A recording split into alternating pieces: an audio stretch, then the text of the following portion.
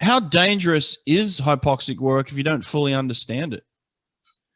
Yeah, so there is some dangers with the Wim Hof stuff. And it's, I guess, when I did hypoxic stuff, I didn't actually know what was going on.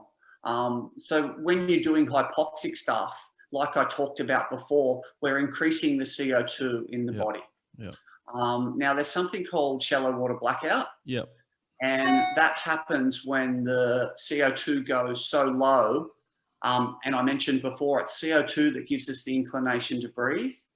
So for people that are fit, I suspect that there may be something not quite right for it to happen. But it can be dangerous in the water. Yeah. So yeah, all the techniques that I teach are dry techniques. If you are doing this in the water, it is essential that you have a buddy. If you are doing Wim Hof or superventilation, you shouldn't go into the water until you feel capable, which is only a couple of minutes. Like, it really changes that blood oxygen gas ratio quite dramatically. It makes the blood quite alkaline, and it blows out a lot of the carbon dioxide, which is acidic. The gas is acidic, which makes the blood alkaline. But yeah, anyway, that sounded a little bit technical, but yeah. No, I mean, I appreciate it. Ease into it. And yeah, I mean, we do a lot of underwater work. You know, obviously, we're coming off our walls, we're coming off our through our breakouts, you know, to 15 meters, and then through their races, you know, they're learning to stay underwater longer because it's more efficient and faster. Yeah. But at the same time, when you're training that, it can be rather dangerous because, you know, there's obviously a point where you want to push the body to learn to stay under and learn to adapt and learn to deal with the pain a little bit. But you never know how far somebody can go with that. You know, everybody's a little bit different, you know? Yeah. Some people are so much better at it than others.